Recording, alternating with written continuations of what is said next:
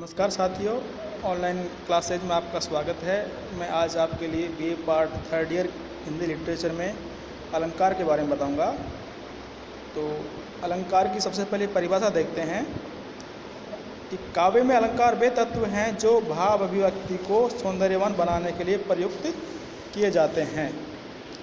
रामचंद्र शुक्ल ने इनकी परिभाषा कुछ इस तरह से दी है कि भावों का उत्कर्ष दिखाने और वस्तुओं के गुण, रूप और क्रिया का अधिक तीव्र अनुभव कराने में कभी कभी सहायक होने वाली युक्ति अलंकार है। अलंकार के महत्व की बात करें तो केशव दास ने अलंकारों का महत्व अपने ग्रंथ कवि प्रिया में इस प्रकार बताया है।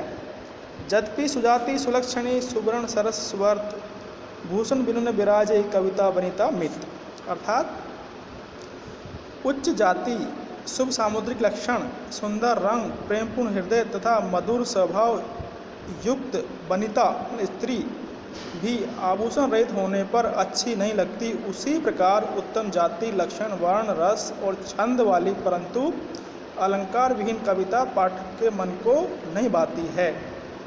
भागीरथ मिश्र के अनुसार किसी तथ्य, अनुभूति, घटना या चरित्र की प्रभावपूर्ण अभिव्यक्ति के लिए अलंकारों का उपयोग होता है। अब अलंकार मुख्य रूप से दो प्रकार के होते हैं। पहला शब्दालंकार, दूसरा अर्थालंकार। शब्दालंकार वे अलंकार है जहाँ शब्द विशेष के ऊपर अलंकार की निर्भरता हो। शब्दालंकार में शब्द विशेष के प्रयोग के कारण ही कोई चमत्कार उत्पन्न होता है। उन शब्दों के स्थान पर समानार्थी दूसरे शब्दों को रख देने पर उसका सौंदर्य समाप्त हो जाता है। जैसे शब्दालंकार के मुख्यतः चार भेद माने जाते हैं: अनुप्रास, यमक, श्लेष और वक्रोक्ति। दूसरा अर्थालंकार। अर्थालंकार वे अलंकार हैं जो शब्द की अपेक्षा अर्थ पर आश्रित होते हैं। किसी शब्द के परिवर्तित कर दिए जाने पर भी अलंकार बना रहता है, क्योंकि उस अलंकार का सौंदर्य अर्थगत होता है। अर्थालंकार के भेदों में आते हैं उपमा, रूपक, उत्प्रेक्षा, अतिशयोक्ति, संदेह, भ्रांतिमान, विरोधाभास, व्यतिरेक, विभावना आदि। अब लेते हैं अनुप्रास अलंकार। जहाँ किसी पंक्ति के शब्दों में एक ही वर्ण एक से अधिक बार आता है, वहाँ अनुप्रास अलंकार होता है। जैसे चारु चंद की चंचल किरणें खेल रही है जल थल में, इसमें छंद में चय वर्ण आवर्ती होने के कारण अनुप्रास अलंकार है। अनुप्रास अलंकार के भेद, इसके प्रमुख भेद निम्न प्रकार हैं: छेकानुप्रास, वृत्तानुप्रास, लाटानुप्रास, श्रुतानुप्रास और अंतानुप्रास। छेकानुप्रास, जहाँ पर कोई वर्ण आवर्ती स्वरूप या क्रम से केवल दो बार आए, वहाँ छेकानुप्रास होता है। उदाहरणार्थ, इस करुणा कलित हृदय में अब विकल रागिनी बसती है। उपरोक्त छंद में कै वर्ण की आवृत्ति दो बार है, अतः यहाँ छेकानुप्रास है। इसके अन्य उदाहरण देखिए: वरदंत की पंक्ति कुंद कली। दूसरा है जे ही सुमिरत सिद्धि होई गणनायक करी वर बदन।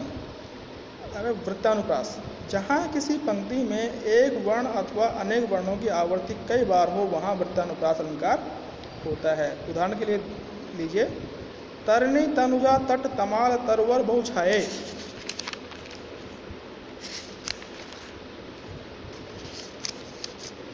इसके बाद है श्रुतानुप्रास अलंकार।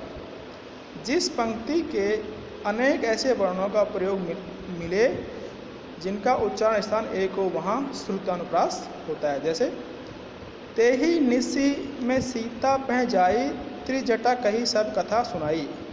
उपरोक्त छंद में दंत वर्णों तय नय स की कई बार आवृत्ति है, अतः यहाँ पे श्रुतानुप्रास अलंकार है। लाटानुप्रास, लाट का अर्थ होता है समूह। जिस पंक्ति में शब्दों या वाक्यों की आवृत्ति हो और उनका अर्थ भी एक हो, केवल अन्वय करने मात्र से तात्पर्य अर्थात अर्थ परिवर्तित हो जाए, वहाँ लाटानुप्रास अलंकार होता है। एग्जाम्पल देखिए, जैसे पूत सपूत क्यों धन संचये, पूत कपूत क्यों धन संचये। इसको विस्तार से देखिए।